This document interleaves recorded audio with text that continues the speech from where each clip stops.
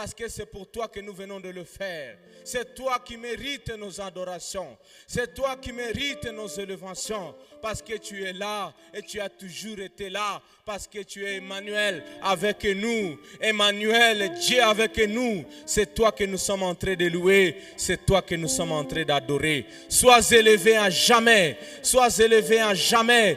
Dans toute notre vie, il n'y a que toi qui seras élevé. Il n'y a que toi qui seras adoré. Il n'y a que toi qui seras loué. Nous voici encore devant ta table, Seigneur, ce soir. Nous voulons que tu puisses encore nous donner notre pain de ce soir. Notre pain de ce soir. Parce que nous comptons sur toi. Nous comptons sur toi. Je me tiens devant ton peuple comme un instrument que tu vas utiliser. Utilise-moi pour ta gloire. Utilise-moi pour ta gloire. Parce que personnellement, je n'ai rien à donner à ton peuple, mais je compte sur toi et je sais que tu nous feras du bien ce soir. C'est pourquoi nous t'avons ainsi loué, élevé. Et comme la louange, la gloire, l'honneur, nos acclamations t'appartiennent, nous ajoutons nos acclamations parce que tu es le Dieu de Tout-Puissant, capable de toutes les choses. Et nous t'avons ainsi loué, adoré. C'est dans le nom puissant de Jésus-Christ. Amen. Amen. Shalom encore, peuple de Dieu. Shalom. Nous vous saluons, vous qui êtes ici présents. Tunawasalimu ninyi ambao mko hapa. Ceux qui nous suivent à la radio. Pia wanaotufuata kwenye radio. Ceux qui nous suivent sur notre chaîne YouTube. Wanaotufuata pia kwenye YouTube. Que la grâce et la paix soient avec nous tous dans le nom de Jésus-Christ. Neema ya Bwana iwe nasi sote katika jina la Yesu. Aide-moi à saluer ceux qui sont à tes côtés. Nisaidie kusalimu wanaokuwa karibu nawe. En les disant aussi courage. Waambie courage. Parce que ce programme continue. Kwa sababu tunaendelesha program hii. Et nous espérons avoir la gloire de Dieu. Na tunaamini tutaona utukufu wa Mungu. Parce que c'est ce qu'il a promis dans ce programme. Kwa sababu ameahidi hiyo ndani ya program hii. Nous poursuivons notre thème. Tunaendelesha somo yetu. Dans ce programme Mamlaka 2024. Katika hii program Mamlaka 2024. Un thème général intitulé Les grandes batailles des héros de sa génération. Somo kubwa inasema vita vikubwa vya kila shujaa kwa kizazi chake. Grande bataille des nérons de sa génération. Permettez à ce que nous puissions d'abord lire la parole de Dieu avant de voir quelle est la volonté de Dieu ce soir. Qu'est-ce qu'il va nous donner ce soir? Parce que c'est sûr que nous serons bénis ensemble. Nous lisons Isaïe 43. Tunasoma ndani ya Isaya 43. Le premier et le deuxième verset. Shairi ya kwanza na ya pili. Isaïe 43. Isaya 43. Le premier et le deuxième verset. Shairi ile ya kwanza na ya pili. Nous lisons dans le nom de Jésus-Christ. Tunasoma kwa jina la Yesu. Maintenant l'Éternel qui t'a créé, Yahweh aliyewaumba enyi, au peuple de Jacob, watu wa Yakobo, et qui t'a façonné, ô Israël, yeye aliyewafanya enyi wa Israeli, te déclare ceci. Anasema hivi: ne sois pas effrayé, car je t'ai délivré. Je t'ai appelé par ton nom, et tu es à moi. Quand tu passeras par les eaux, je serai avec toi. Quand tu traverseras le fleuve, ils ne te submergeront pas. Quand tu marcheras dans le feu, il ne te fera pas de mal. Et tu ne seras pas brûlé.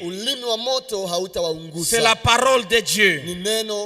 Notre deuxième texte, nous la trouvons dans Psaume. Psaume 35. Le 5e vers et le 6e. La Bible déclare ceci: je sais que l'Éternel est grand et que notre Dieu est au-dessus de tous les dieux. Tout ce que l'Éternel veut, il le fait dans les cieux, sur la terre, dans les nuées et dans tous les abîmes. Et là, c'est la parole de Dieu.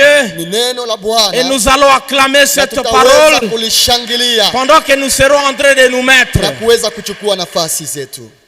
Merci pour votre présence encore aujourd'hui. Asante kwa ujio wenu jioni ya leo. Nous étions en train de dire que nous continuons notre programme Tumesema kwamba tunaendelesha programu yetu de 15 jours de jeûne et prière. ambayo ni siku 15 ya maombi ya kufunga. Et dans Matthieu chapitre 17, Ndani ya Mathayo 17 un enfant est menacé par des démons. kulikuwa mtu mmoja ambaye alishikwa na pepo. Les Mtoto. apôtres viennent auprès de Jésus. Mitume walikuja kwenye Yesu Ils leur disent pourquoi nous n'arrivons pas à chasser ces démons. wakauliza Yesu, kwa nini hatufikii kufukuza pepo huyu? Jésus leur dit ceci: Yesu akawaambia hivi, ce genre de démons pepo aina hii ne sort que par la prière et le jeûne. inatoka tu ni kwa maombi na kufunga C'est chakula. pourquoi je suis en train de t'encourager Ndio maana nakutia moyo de continuer avec ce programme. kuendelesha programu hii, Parce que s'il y avait des situations dans ta vie qui demandaient la prière et le jeûne, maana kama kuna hali katika maisha zinazohitaji maombi ya kufunga tu katika as maisha été yako, fidèle, tu es en train de le faire. wewe uko unafanya hii kazi Et que le Dieu que je sais na Mungu ninayemtumikia t'honore dans cette démarche que tu es en train de faire. akuheshimishe ndani ya ile T'exauce mpango ndani dans mwake tes huko. prières. Ajibu maombi yako, Parce que plus jamais rien ne va te kwa bloquer. sababu hakuna tena kitu kitakwama Si mbele tu le yako. crois, tu vas acclamer au roi des Kama rois. unaamini utashangilia Bwana wa Parce qu'il mabwana, nous fera du bien dans ce maana programme. atatutendea mema katika programu hii. Hier, nous étions en train de parler de bases et de l'attachement à Dieu. Jana tumeona misingi ya kuungana na Bwana, Les bases de l'attachement à Dieu. misingi ya kuweza kuungana Nous na avions Bwana. deux objectifs. Tulikuwa na malengo mawili. Le premier, c'était de nous amener à comprendre le principe de base à l'attachement à Dieu. Ya kwanza ilikuwa kutuleta kuelewa kanuni za msingi zinazoungana au zinazotuleta kuungana na Mungu. Le deuxième, nous étions en train de dire à quelqu'un qu'il y a des passages obligés avant de s'attacher à Dieu. Ya pili tulisema kwamba kuna njia ambazo huwezi kukwepa ili uweze kukaa ndani ya Mungu. Et ces passages, nous les avions vus pour deux buts. Na tuliona hizi njia kwa malengo mawili. Premièrement, pour encourager quelqu'un qui est attaché à Dieu. Ya kwanza ili tuimize mtu ambaye ameungana na Mungu. Et deuxièmement, c'était de donner la proposition à celui qui est encore loin de Dieu. Ya pili ilikuwa kuionyesha mtu ambaye angali mbali na Mungu. Et puis nous avions vu quelques réalités ou quelques vérités à propos de l'attachement avec na Dieu. tukaona kweli fulani fulani juu ya kuambatana na Mungu. La première vérité, nous avions dit, pour s'attacher à Dieu, on doit se détacher de toute autre chose. Kweli wa kwanza tulisema kwamba ili uungane na Mungu ni lazima uachane na mambo mengine Parce yote. que Matthieu 26-24 nous a dit que c'est impossible de servir deux maîtres. Maana Mathayo 26:24 imetuambia haiwezekani Il nous kutumikia a Bwana montré wawili. que soit on aimera l'autre Imetuonesha kwamba unaweza kumpenda et mmoja on haïra l'autre. na kumchukia mwingine. Soit on s'attachera à l'autre Unaweza kuambatana na et on mmoja méprisera na l'autre. kumdharau C'est mwingine. pourquoi nous étions en train de nous dire, Ndio maana tuliweza pour s'attacher à kuambiana Dieu, on doit se détacher de toute autre ili chose. tuungane na Mungu, kuambatana naye ni lazima tuachane na mambo mengine Deuxième yote. vérité, nous étions en train de dire, l'attachement à Dieu Ya pili tulisema kwamba kuungana na Mungu vient après la reconnaissance de ses péchés et de ses faiblesses. inakuja kisha wewe kujitambua dhambi zako na madhaifu yako, Car c'est ce qui nous amène à se réconcilier avec Dieu. kwa sababu ni kujitambua itatuleta kufanya amani na Mungu. La troisième vérité, Na ukweli wa nous tatu étions en train de dire, tulikuwa tukisema c'est qu'on ne peut pas être attaché à Dieu et rester le même. kwamba hauwezi kuungana na Mungu au kukaa ndani yake na ubakie yule yule. Il y a toujours des fruits. Kuna matunda La itaonekana. quatrième vérité, Na ukweli wa nous nne étions en train de dire, tumesema kwamba c'est que quand quelqu'un s'attache à Dieu, mtu anapoungana na Mungu, la bonne nouvelle est que Dieu aussi s'attache à nous. habari njema ni kwamba Mungu pia anaambatana na Et nous yeye. étions en train de nous dire, c'est quelle grâce, c'est quel privilège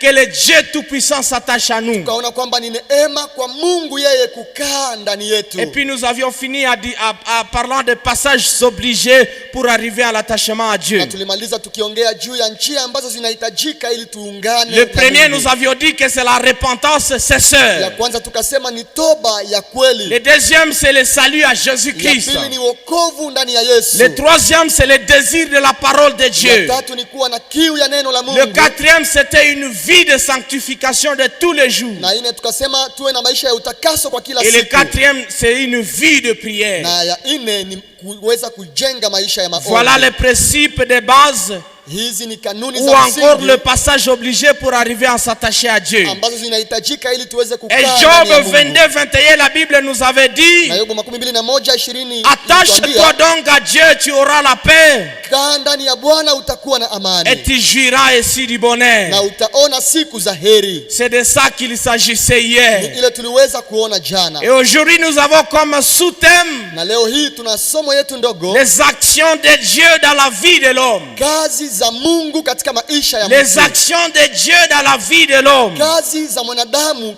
za Mungu katika maisha ya mwanadamu. Pour ce soir, 3 objectifs. Malengo matatu tunayafuatilia kwa jioni ya leo. Le premier, Lengo ya kwanza c'est réconforter ceux qui ont le cœur troublé qu'il est celui qui devait venir, notre Seigneur Jésus-Christ. ni kuweza kukutia moyo wewe ambaye una roho ya kuvunjika kwamba Yesu Kristo ambaye ni Bwana wetu amekuja Pour poser des actions à nos problèmes et dans notre vie. ili atende kazi katika maisha yetu na kushughulikia shida zetu. Réconforter ceux qui ont le cœur troublé qu'il est celui qui devait venir. Kukutia moyo kwamba Yesu Kristo ndiye yule aliyebidi kuja Pour poser des actions à nos problèmes et dans notre vie. atende kazi ndani ya maisha yetu na kutatua matatizo yetu.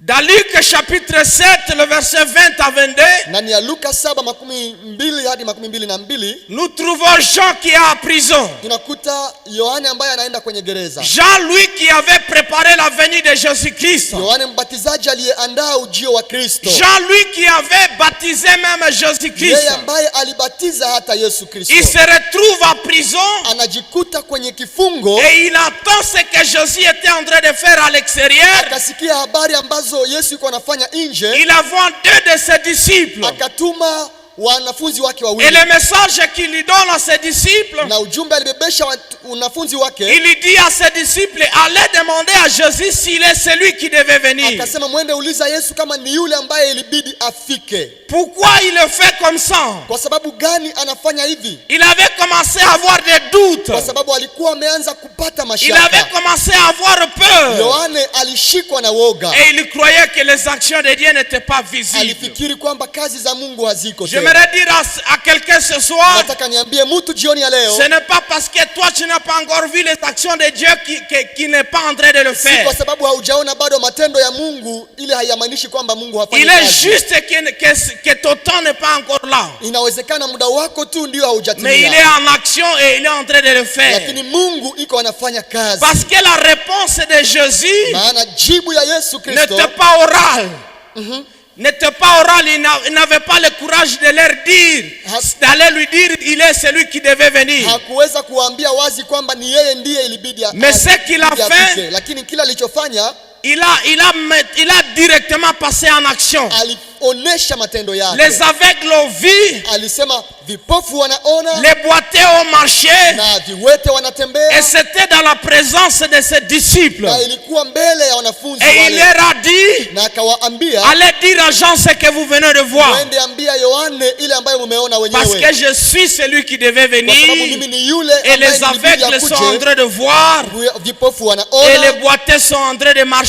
hata viwete wanatembea, Parce que je suis celui qui devait kwa sababu venir. mimi ndiye niliyebidi kuja. C'est pourquoi nous sommes en train de te réconforter. Ndio maana tunakutia nguvu, Peu importe les problèmes que tu traverses, haijalishi shida ambayo il est unapitia, celui qui devait venir. Yesu ndiye alibidi Et kufika. s'il n'a pas encore fait dans ta vie, Na kama hajatenda ne bado dites kitu ndani ya pas maisha que ces yako, actions n'existent pas. usiseme kwamba matendo yake C'est haiko. juste question du temps. Toi aussi tu vas témoigner. Swala la muda, wewe pia utafikia Si tu le kushuhudia. crois, tu vas Kama acclamer. unaamini utaweza kushangilia Parce Bwana, que ton jour arrivera maana siku yako et il te inakuja, fera du bien. naye Bwana atakutendea mema. Deuxième objectif, Lengo yetu ya nous pili, voulons rassurer à quelqu'un que les actions de Dieu seront dans notre vie, tunataka tuhakikishie mtu kwamba kazi za Mungu ni katika maisha yetu, mais selon son plan, na zitatendeka kulingana na mpango wa Mungu, comme il veut et quand il veut, jinsi Mungu anataka na wakati anaotaka, car il est souverain. kwa sababu Mungu iko huru kutenda. Ecclésiaste chapitre 3, le verset 11, sa partie 1. Mhubiri 3:11 sehemu yake ya kwanza inasema, La Bible dit, il fait toutes bonnes choses à son temps. anafanya kila jambo njema kwa wakati wake. Il fait toutes bonnes choses à son temps. Yeye anafanya kila jambo njema kwa wakati Le wake. problème avec cette génération, Shida ya kizazi chetu c'est que nous venons auprès de Dieu avec nos problèmes ni kwamba tunakuja mbele ya Bwana na shida et nous zetu, voulons qu'il puisse les résoudre selon notre na manière. tunataka azitatue kwa namna Nous yetu. voulons qu'il les résout à notre état voulu. Tunataka aitende kwa muda wetu. Il est souverain. Jua Mungu iko Et huru, Ecclésiaste 3:11 vient de nous dire na Mhubiri 3:11 qu'il inatuambia fait toutes les bonnes choses à son temps. anafanya kila kitu kiwe kizuri kwa wakati Et wake. donc, sois rassuré que ces actions seront dans notre vie, mais selon son plan. Jua kwamba matendo ya Bwana itaonekana katika maisha yako, lakini kwa kulingana na mapenzi Comme il yake. veut et quand il veut. Jinsi anataka na kwa muda Nous anaotaka. n'allons rien imposer dans sa vie Hatuna kitu cha kumshurutisha parce qu'il est souverain. kwa sababu Bwana yeye ni iko huru katika matendo Le yake. troisième objectif, nous voulons rappeler quelques dimensions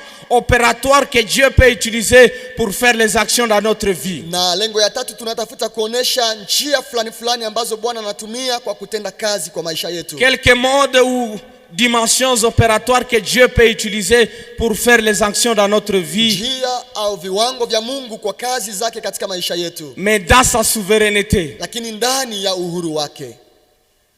Quelques vérités attachées aux actions de Dieu dans notre vie. Tuone kwanza kweli ambazo zinaungana au ambazo ziko juu ya kazi za Bwana katika maisha yetu. Quelques vérités attachées aux actions de Dieu dans notre vie. Kweli ambazo ni lazima tujue juu ya kazi za Mungu katika La maisha première yetu. vérité, Ukweli wa kwanza c'est que les actions de Dieu sont visibles dans toutes les générations ni possibles. kwamba kazi za Mungu zinaonekana katika vizazi vyote. Car il est le même hier, aujourd'hui et Kwa éternellement. sababu yeye ni yule yule jana, leo na hata milele. Comme il a fait hier, il le fera aujourd'hui.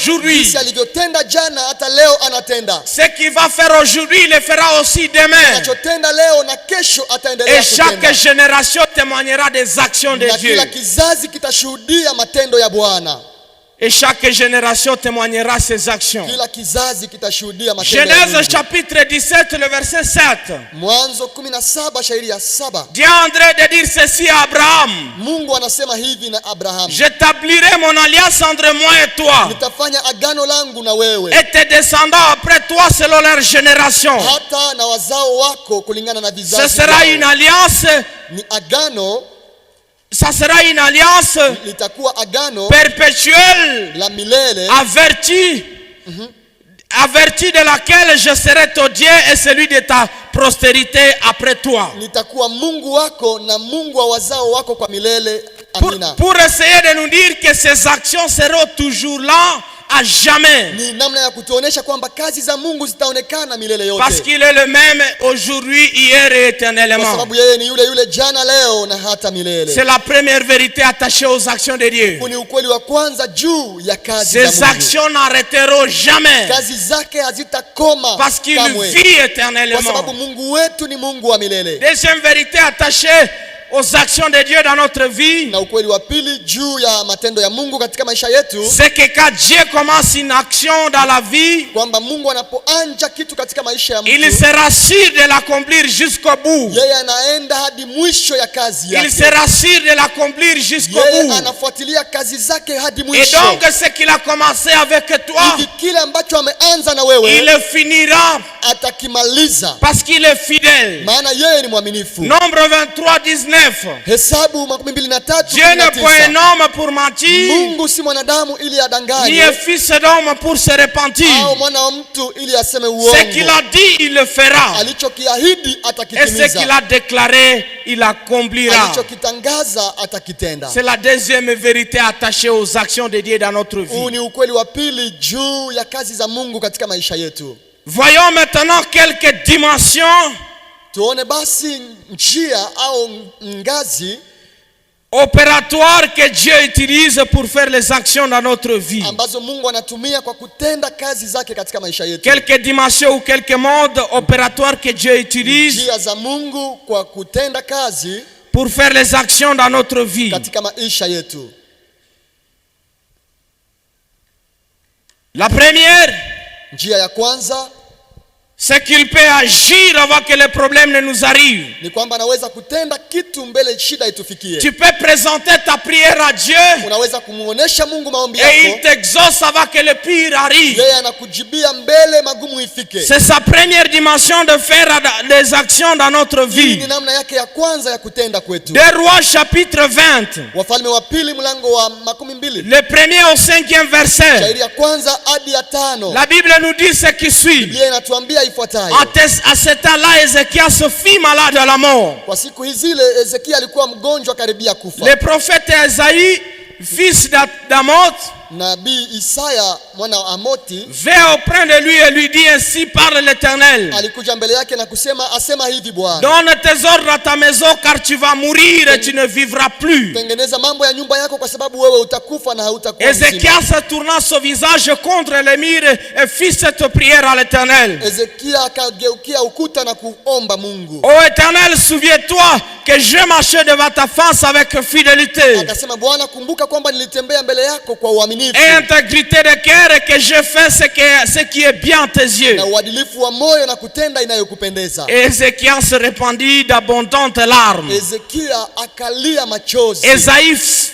Esaïe qui était sorti Wakati mtumishi wa Mungu Isaya n'était alitoka, pas encore n'était pas encore dans la cour du milieu. alikuwa bado hajatoka kwenye viwanja vya C'est lorsque mfalme. la parole de l'Éternel lui fut adressée en ces termes. Neno la Bwana likamfikia kusema hivi, Retourne et dis à Ézéchias, rudi kuambia Ezekia chef de mon peuple, ambaye ni mkuu wa taifa ainsi langu, parle l'Éternel, asema hivi Bwana, le Dieu de David et ton père. Mungu wa Daudi baba yako, J'ai entendu ta prière, nimesikia maombi je yako, vis tes larmes. nimeona machozi yako. Voici, je te guérirai. Tazama nitakuponya. Le troisième jour, tu monteras à la montagne, à la maison de Na l'Éternel. siku ya tatu utapanda kwenye mlima kwenye nyumba ya Bwana. Le roi Ézéchias est malade. Mfalme Ezekia alikuwa mgonjwa. Et Dieu envoie le prophète Esaïe d'aller lui dire de préparer les choses de sa maison. Mungu alituma Isaya kwenda kuambia mfalme atengeneze mambo ya Parce nyumba qu'il yake. devait mourir. Kwa sababu ilibidi Ezekia akufe. C'est un message qui vient de Dieu. Ni ujumbe ambao Mungu mwenyewe Et aliuleta. Ézéchias, après sa mort,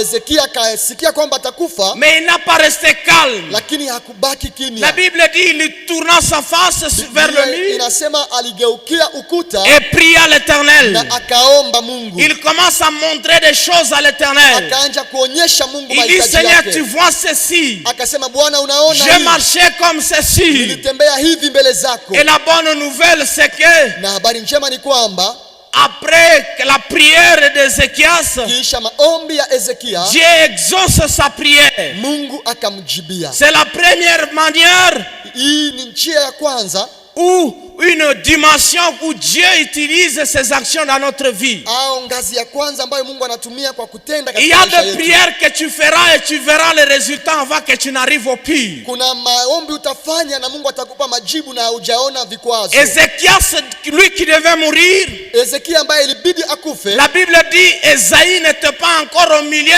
de la cour. Biblia inasema Isaya alikuwa bado Il hajafika kwenye reçoit encore viwanja, le message de Dieu. akapata tena ujumbe wa Mungu. Allez dire à mon serviteur, il ne mourra plus. Enda ambia Ezekia hata kufa Allez tena. dire à mon serviteur, il ne mourra Enda pas. ambia mtumishi wangu hata kufa Parce tena, que je vais lui ajouter des kwa années. sababu nitamuongezea C'est la miaka. première dimension où Il Dieu njia peut faire des actions dans notre ya vie. kwanza ya Mungu kutenda katika maisha yetu. Et ce soir, je suis sûr qu'il le fera pour quelqu'un au nom puissant Na de jioni ya leo na Jésus-Christ. amini ataifanya kwa mtu kwa jina la Il y Yesu. a une prière que tu as fait aujourd'hui. Kuna maombi umefanya leo, Ça que tu n'arrives au pire, tu verras les mbele résultats. uone matatizo, utaweza kupata Parce majibu que c'est ya l'une mzuri. des dimensions où Dieu utilise pour Maana montrer ni les actions dans mojawapo notre ya vie. njia za Mungu kwa kuweza kutenda katika maisha yetu. Genèse chapitre 6, Mwanzo mlango wa 6 13 à 18. 13 hadi 18. Nous voyons Noé, Tunakuta hapa Noa, un homme intègre, mtu mwaminifu, un homme sincère. mtu aliyetembea ndani ya uadilifu. Dieu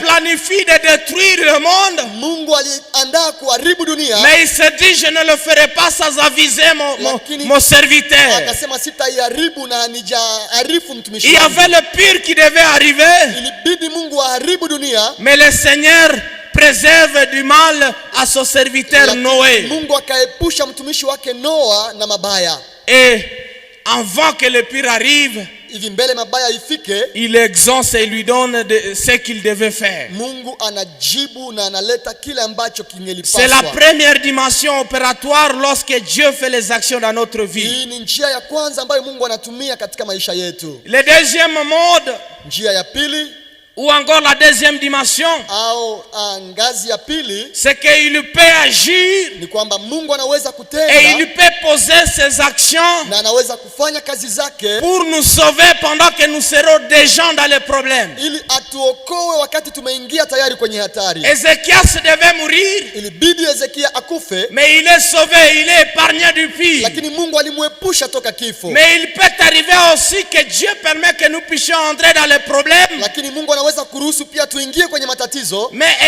étant sûr qu'il nous sauvera étant dans les problèmes. akijua kwamba atatuokoa toka yale matatizo. Luc 8, 22 à 25. Luka 8:22 hadi Nous voyons 25. Jésus-Christ avec ses disciples. Tunaona Yesu pamoja na wanafunzi Il leur wake. dit, passons de l'autre côté. Anawaambia tuvuke ngambo. Ils étaient dans une barque. Walikuwa kwenye merekebu. Ils arrivent au milieu de la mer. Wakifika katikati ya Les bahari, vents violents arrivent. zoruba Les ikatokea. tourbillons arrivent. Zoruba kubwa Et la ikatokea. Bible témoigne que les disciples commençaient à voir leur mort. Na Biblia inasema wanafunzi wakaanza kuona kifo mbele Ils yao. étaient avec Jésus, mais ils commençaient à douter. Walikuwa na Yesu lakini mashaka ikavamia Mais ils mioyo yao. commençaient à paniquer. Ils commençaient à paniquer. Wakaanza kuwa watu wa kupupa, En disant, Seigneur, nous voulons mourir. wakisema Bwana, tunakaribia kufa, Nous voulons périr. tunapotea Bwana. Et ils ont oublié qu'au milieu d'eux, il y a un Dieu qui est capable de tout. Walisahau kwamba katikati yao kuna Mungu ambaye Et que anaweza même au yote. milieu de la mer, il peut sauver. Hata katikati ya bahari Mungu anaweza Et qu'au kuokoa. milieu de la mer, il n'y a rien qui peut lui faire Hakuna peur. kitu kinaweza kumtisha Mungu kwenye bahari. C'est pourquoi il peut y arriver que tu entres dans les problèmes. Ndio maana inaweza kufikia unakuwa kwenye Mais shida, sache que tu n'es pas seul. lakini jua kwamba kwenye matatizo Parce hauko que peke les yako. actions de Dieu sont capables de se manifester même dans les Maana problèmes. Mungu anaweza kukuonekania hata katika Et matatizo il le yako, fera pour toi. na ataifanya kwako S'il y vile a une vile. situation qui est déjà dans ta vie, Kama kuna hali fulani ndani ya n'aie maisha pas peur, il est dans ta barque. ambayo ni mateso, usiogope, yeye iko na wewe. N'aie pas peur, il est dans ta barque. Usiogope, Yesu ni ndani ya chombo Au moment chako. voulu, il dira, vent, tais-toi. Kwa muda unaofaa ataambia upepo unyamaze kimya. Au moment opportun, il dira, je te sauve parce que je suis avec Kwa muda toi. mzuri Yesu mwenyewe atasema ninakuokoa kwa sababu niko pamoja Et na c'est ce wewe. qu'il en fait avec ses Na disciples. ni kile alifanya pamoja na wanafunzi wake. Et le psaume 130, le 6e vers, Na Zaburi 113 ma Bible dit, mon âme compte sur le Seigneur. Biblia inasema moyo wangu unategemea Bwana. Tu ne l'as pas vu avant que le pire arrive. Haukumwona Mungu wakati mabaya Et tu es déjà dans le problème. na umeingia tayari ndani ya Dis matatizo. à ton âme, mon âme compte sur Ambia l'Éternel. nafsi yako, nafsi yangu tulia, Parce tegemea qu'il est Bwana. celui qui est avec toi Maana Mungu ndiye iko na wewe, et il te sauvera. naye atakuokoa.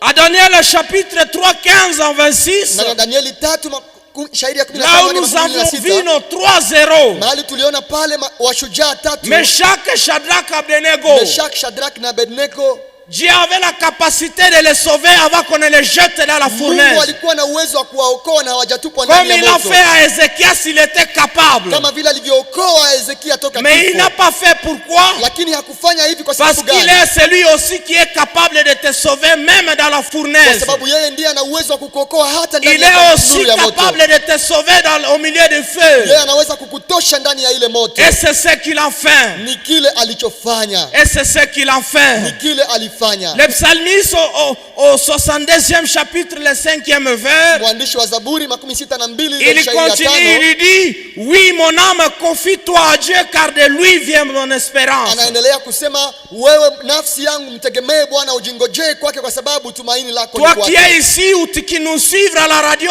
et à notre chaîne YouTube, Wewe ambaye uko hapa unatufuata kwenye mitandao na kwenye tu redio, traverses des moments difficiles. unapitia shida kwenye Dis à maisha, ton âme, confie-toi au Seigneur, Ambia nafsi yako tulia ndani ya Bwana, car de lui vient mon kwa espérance. sababu ni kwake tumaini lako. Et dis-toi que ton Dieu est capable de te sauver même dans le feu. Na ujue kwamba Mungu wako anaweza kukuokoa hata katika Parce moto. que c'est aussi sa dimension de manifester ses actions dans notre vie. Mungu ana uwezo wa kufanya hivi pia ndani ya maisha yetu. Ésaïe 43 chapitre 1er le verset le chapitre 43 le premier et le deuxième verset. Isaya 43 shairi ya kwanza na ile ya pili. Là où nous avons lu. Mahali pale tumesoma.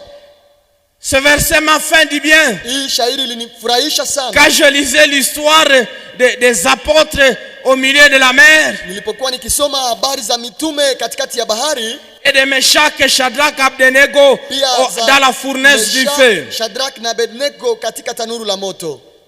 La Bible nous a dit ce qui suit. Biblia imetuambia ifuatayo. Si tu traverses les eaux, ukipita kwenye maji, je serai avec toi. Nitakuwa pamoja na wewe. Et le fleuve ne te submergera pas. Na nguvu za maji hazitakushinda wewe. Si tu marches dans le feu, ukipita katika moto, tu ne te brûleras pas. Moto hautakuunguza. Et la flamme ne t'embrassera pas. Wala ulimi wa moto hautawaunguza ninyi. Pourquoi? Kwa sababu gani? Parce que je serai avec toi. Kwa sababu nitakuwa pamoja na wewe. C'est pourquoi dans la fournaise, ndio maana katika tanuru la moto, la Bible dit, Biblia inasema, on y jeta 3 personnes. Tupa ndani ya tanuru watu mais watatu. quand on est venu vérifier, lakini walipokuja on kuchunguza, a trouvé la 4e personne. waliona mtu wa 4 ndani ya tanuru la moto. Et cette 4e personne, na ule mtu wa 4, c'était Dieu lui-même. ilikuwa Mungu mwenyewe. Parce qu'il avait déjà prédit ces choses. Kwa sababu alikuwa ametayarisha. Il avait déjà promis ces choses. Alikuwa ameahidi mambo haya. Que tu passeras par le feu. Ya kwamba utapita kwenye moto. Mais je serai là. Lakini nitakuwa na wewe. C'est pourquoi peu importe la situation que tu traverses, ndio maana haijalishi hali unapitia, tu n'es pas seul. Hauko peke yako. Cette promesse est aussi ta promesse. Ahadi iko ahadi yako vile vile. À Jacob il a dit, je te connais par ton nom. Kwa kila mtu Mungu anasema nakujua kwa jina lako. Et il dit, tu es à moi. Na anasema wewe ni wangu. Et si tu es passé par Jésus-Christ au moyen du salut, na kama okolewa kwa Yesu Kristo, il te connaît aussi par ton nom. Yeye Mungu anakujua kwa jina lako. Et tu es aussi à lui. Wewe ni wa Mungu. Et donc cette promesse te concerne aussi. Hili au ahadi hii ni yako vile vile. Tu passeras par le feu. Utapitia moto. Mais le feu ne te brûlera pas. Moto haitakuunguza. Parce que la 4e personne sera là. Mtu wa 4 atakuwa na wewe. C'est ce qu'il a promis. Hii ni ahadi yake. Et j'ai aimé. Na nimependa vile vile. Parce que apparemment Shadrach, Meshach, Abednego sababu inawezekana Meshach, Shadrach na Abednego étaient connectés en cet esprit de Dieu. Walikuwa naambatana na roho ya Mungu. À cette promesse de Dieu. Walikuwa na ahadi ya Mungu. Qui avait déjà donné solution à leurs problèmes. Ambayo ilileta tayari jibu que même dans le feu. Ya kwamba hata katika moto. Il sera capable de les sauver. Mungu ana uwezo wa kuokoa. C'est quoi cette situation? Ni hali gani ile ya maisha? Où tu as demandé à Dieu. Ambaye umeweza kuomba Mungu. Mais il ne t'a pas exaucé avant que le problème arrive. Lakini hakukujibia, alikuacha uingie kwenye shida. Et maintenant tu es dans le problème. Na leo hii unajikuta kwenye matatizo. Ce soir, sois rassuré. Jioni ya leo kuwa na uhakika. Que Dieu est aussi capable de te sauver même dans les problèmes. Mungu anaweza kukuokoa hata si tu le crois, tu vas acclamer. Unaamini utaweza parce que ce problème ne te tuera pas. Kwa sababu ile shida haitakuua. Parce que ces eaux ne te submergeront pas.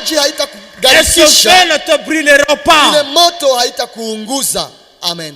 Quand il lui parle de feu et des eaux, anaongea juu ya maji na moto. C'est tous ces moments difficiles que tu traverses. Ni picha ya magumu tunayopitia. C'est tous ces moments difficiles où tu te retrouves dedans. Ni ile maisha ya magumu ambayo unapitia leo. Tu te dis, et pourtant je suis enfant de Dieu. Unajiuliza, mbona mie niko mtoto wa Mungu? Oui, tu es enfant de Dieu et Dieu est avec toi dans ce problème. Mungu, na ndani ya ile shida jua kwamba et la bonne nouvelle c'est qu'il te sortira même étant dans ce problème. Ni kwamba atakutosha ndani ya ile shida. Parce que c'est ce qu'il est capable de faire. Kwa sababu ni ile anaweza kufanya. Et j'aimerais ajouter une chose. Nataka niongeze kitu hapa. Dans cette deuxième dimension d'opération des actions de Dieu, ndani ya hii njia ya pili ya kazi za Mungu, notre vie la foi joue un grand rôle.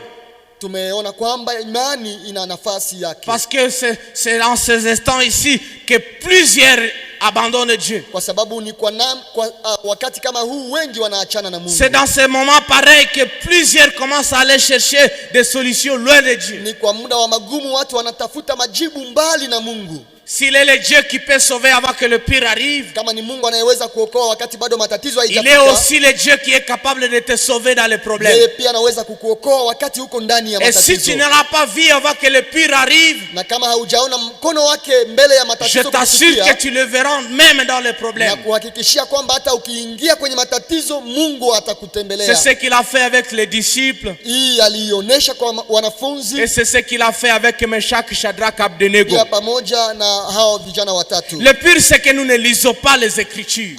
Shida kwetu ni kwamba hatusomi maandiko. Mais il y a beaucoup de réconfort, il y a beaucoup de vérités qui sont attachées à nos situations. Lakini kuna kweli nyingi ambazo tunaweza kupata ndani yake nguvu katika hali zetu za maisha. Imaginez si les apôtres étaient aussi révélés qu'il a déjà promis que même au milieu des eaux, les eaux ne nous submergeront pas. Jaribu kufikiri kama mitume wangelikuwa na ufunuo kwamba katikati ya maji haingeliwagarikisha. Est-ce qu'ils devaient paniquer à ce niveau? Wangeliweza kuwa na pupa namna hiyo? Je ne crois pas. Sidhani.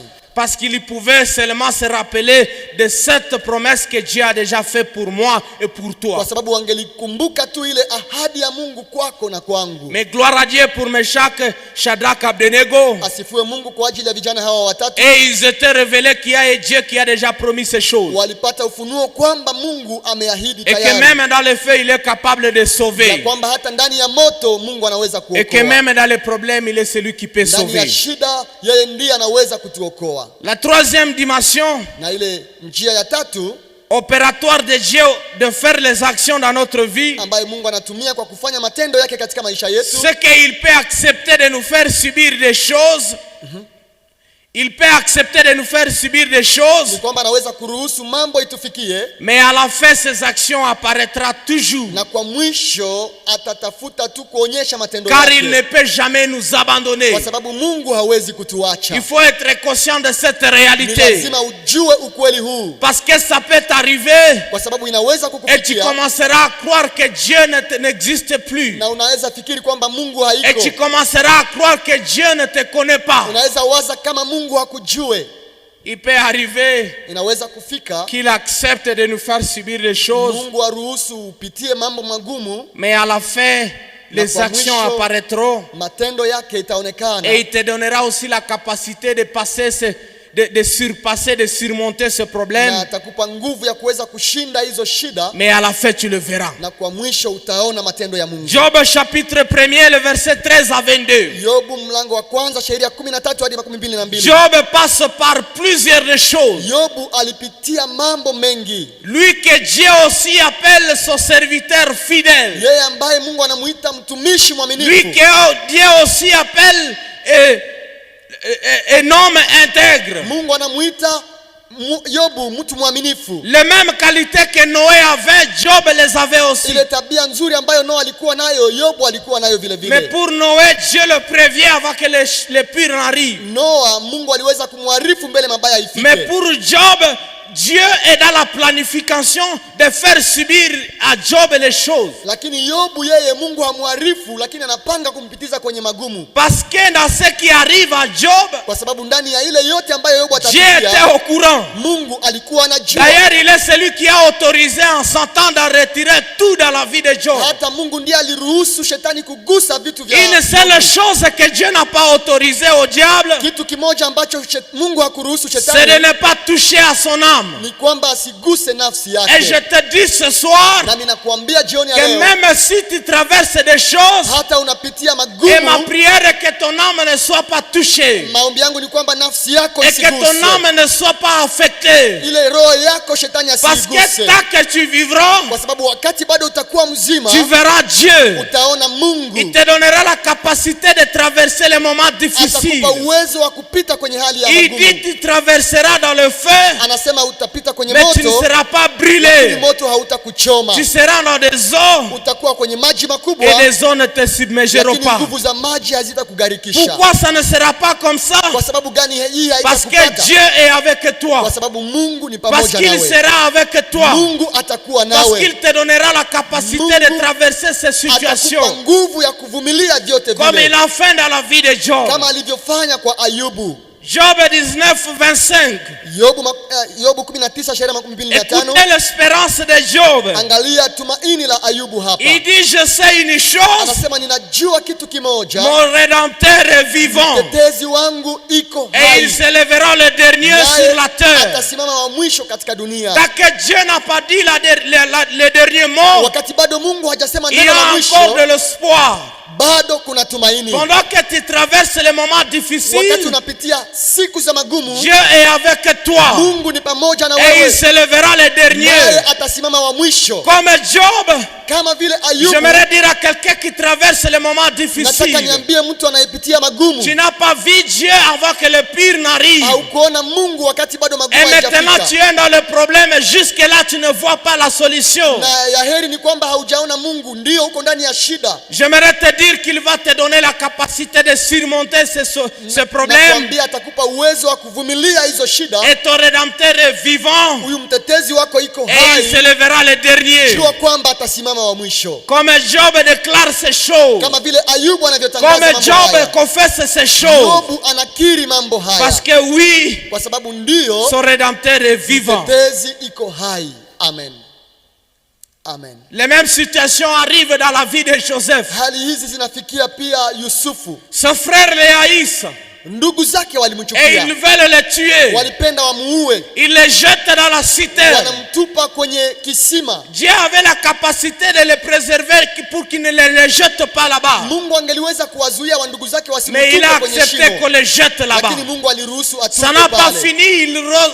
Ils lui ont retiré Zaidi ya hiyo wakamtosha et ndani lui ya ont vendu shimo, au marchand. wakamuuzisha. Ce sont ces situations qui arrivent dans la vie de Joseph. Hizi ni hali ambazo Yusufu Il alipitia. arrive en Égypte, Anafika Misri on le revend na encore. wanamuuzisha mara ya pili. Et il arrive dans la maison de Potiphar. Akafika ndani ya nyumba ya Potifari, La femme na mke veut qu'il puisse se coucher avec elle. wa Potifari alipenda alale na Yusufu. Comme il se préserve pour ne pas perdre cette intimité avec Dieu, Kuona kwamba Yusufu aliweza kuchunga on le urafiki jette wake na dans la Mungu, prison. wakamtupa tena kwenye il gereza. pouvait aussi dire, mon Dieu m'a abandonné. Angeliweza kujisemesha kwamba Mungu Il amemwacha. pouvait aussi dire, les promesses que Dieu avait mises dans ma vie, ce sont des mensonges. Angeliweza kusema ahadi za Mungu ni uongo, Mais il n'a pas lâché, il a continué à s'attacher à Dieu. lakini kuachilia, aliendelea kuambatana na Mungu. Et celui qui est passé par la citerne, Huyu ambaye alitupa kwenye shimo, qui est passé par être vendu,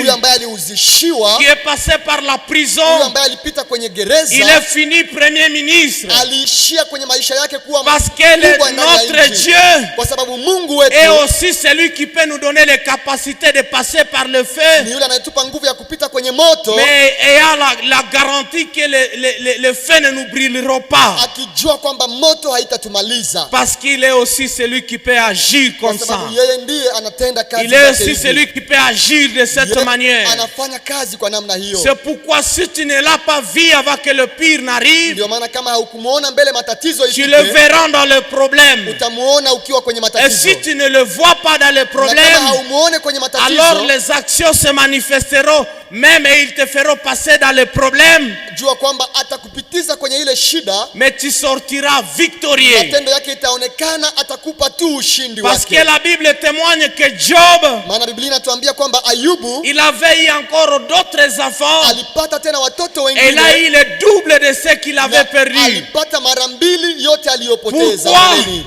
Kwa sababu gani? Parce que son rédempteur est vivant Kwa et il sababu se lèvera le mtetezi dernier. wake ni hai na alisimama C'est wa la mwisho. même chose avec toi. Ni hivi ndivyo Ton tunafanya na rédempteur wewe. est vivant Mtetezi wako iko et il se hai lèvera le na dernier. atasimama wa mwisho. Et tu le verras. Utamuona Et il va se manifester. naye atajionyesha kwako. Et donc, Hivi Pour les autres, ce soir, il va le faire Kwa wengine jioni ya leo Mungu dans atatenda la première dimension. kwa ile njia yake ya kwanza Tu ya as des kutenda. prières Uko na maombi et tu vas le voir avant que le pire arrive. na utaona majibu mbele matatizo itokee. Pour la deuxième catégorie, Kwa aina ya pili ya watu, vous aviez prié pour quelque chose, uliombea kitu fulani, il ne s'est pas manifesté. Mungu hatatenda gisi Vous unaomba, êtes des gens dans le problème, unakuwa ndani ya shida, vous allez le voir ce soir. lakini jua kwamba utaona Mungu hata Mais ndani ya aussi shida. pour les héros, Lakini kwa washujaa ne vile soyez vile, pas découragés. usitishwe, usivunjike Il y a moyo. des situations qui sont dans votre vie. Kuna hali ambazo zinakuwa kwenye Il est maisha, en train de vous donner la capacité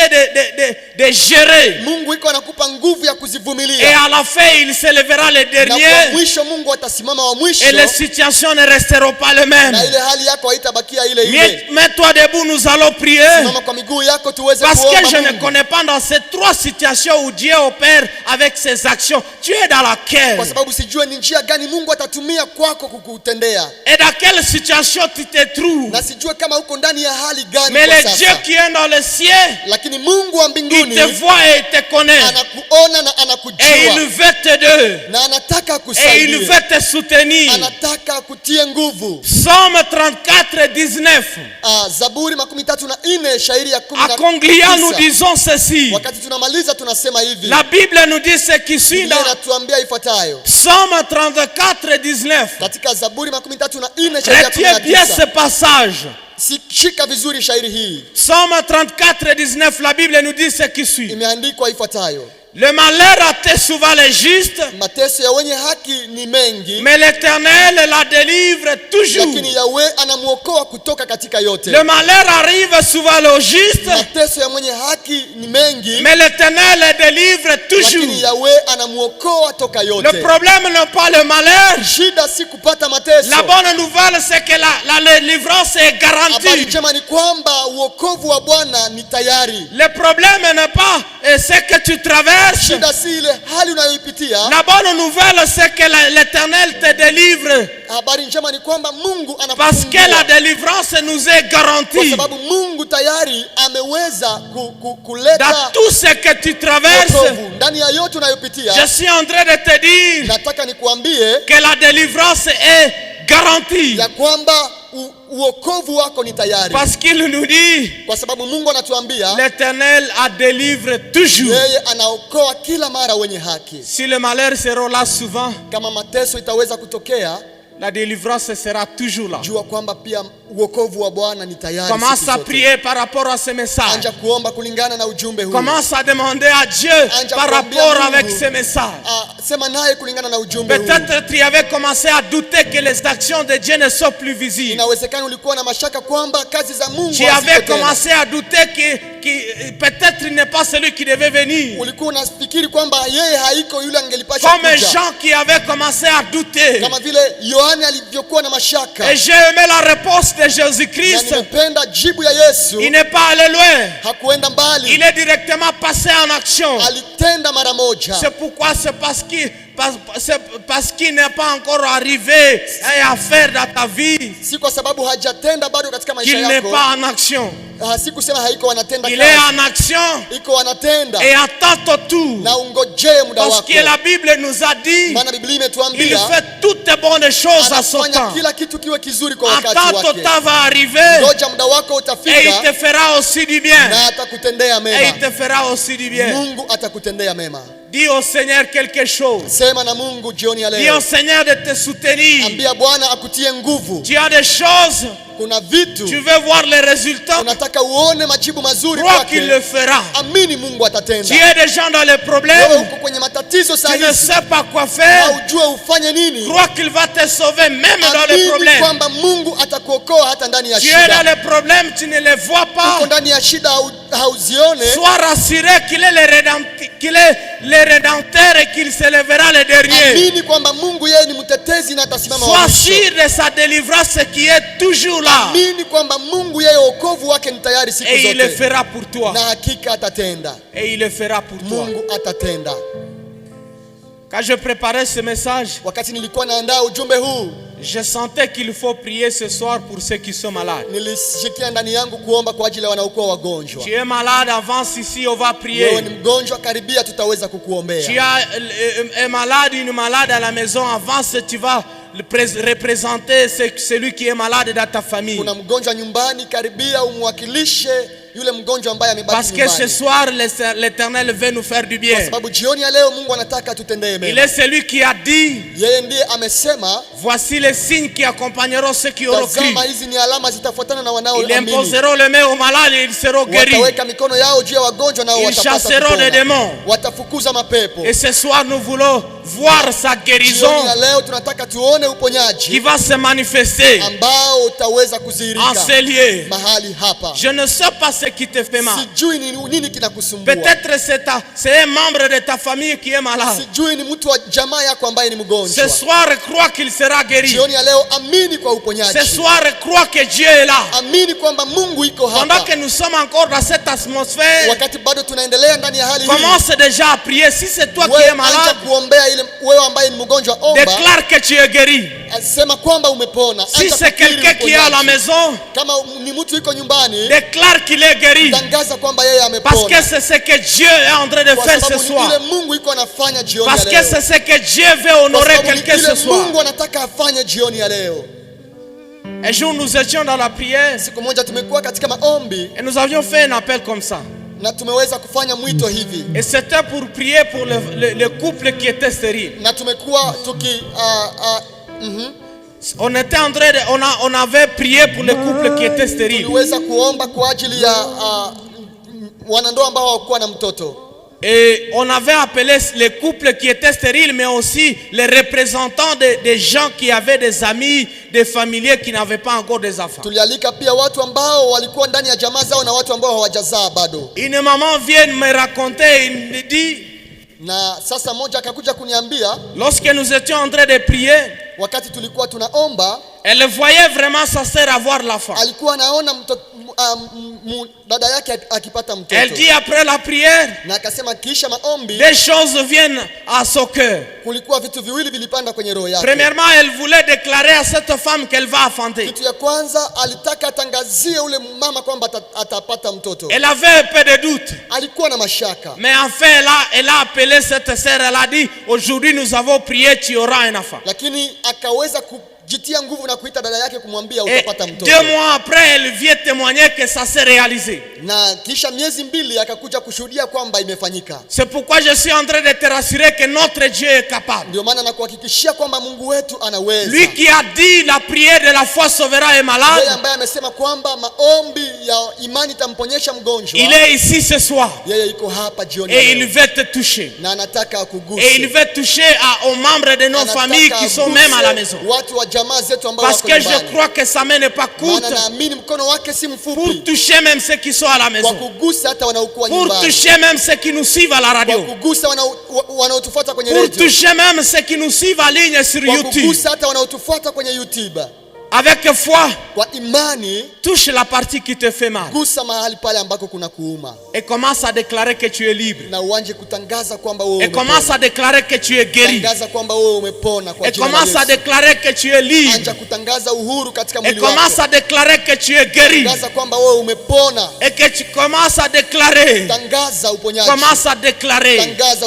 parce que c'est ce que Dieu est en train de faire à ce moment. Et il va t'honorer, et il va honorer sa parole, et il va honorer ce moment ici que nous sommes dans sa présence.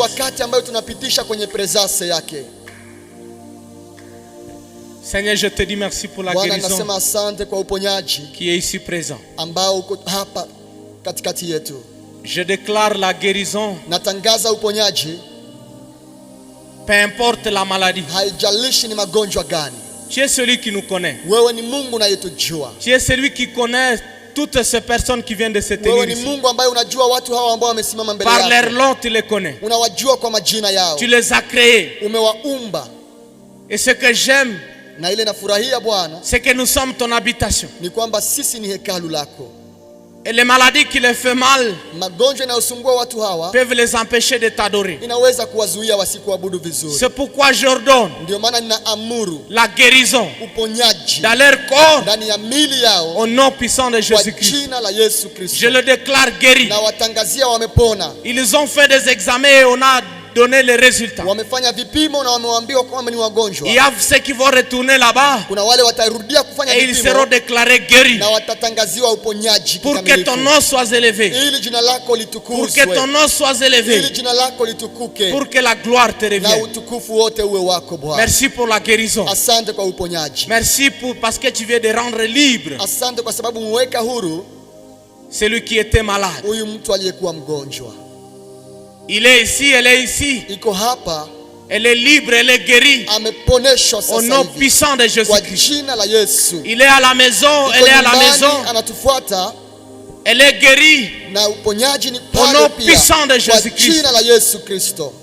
La Bible dit, Biblia inasema il envoya sa parole alituma neno lake et sa parole les guérit. na neno lake likatuponya. Et nous croyons à cette Na parole. tunaamini neno Et hili. nous croyons à ta présence. Tunaamini uwepo wako. Merci de les avoir guéris. Asante kuponya watu hawa. Merci parce qu'ils sont libres. Asante kuwaweka huru. Merci parce qu'ils vont témoigner ta Asante kwa grandeur. sababu watashuhudia ukubwa Merci wako. parce qu'ils vont témoigner ta puissance. Asante kwa sababu watashuhudia nguvu zako. Te le supplions ainsi, Tunakusihi hivi Bwana, au nom puissant de kwa Jésus-Christ, jina la Yesu que Kristo, ta main de guérison mkono wako wa uponyaji touche toute maladie. guse kila Nous mgonjwa. anéantissons toute maladie Tunaharibu kila au magonjwa nom puissant de kwa Jésus-Christ. jina la Yesu Parce Kristo, que c'est ta parole qui kwa nous sababu promet neno lako que ces linatuahidi choses seront attachées à nous. ya kwamba alama hizi zitafuatana Ces nasi. choses seront attachées à tous ceux qui auront cru. Alama hizi zitafuatana na Et nous wanaoamini, croyons à toi. na tunakuamini Et nous wewe, croyons à tes capacités. tunaamini uweza wako. Nous acclamons notre guérison Tunakushangilia na kushangilia au uponyaji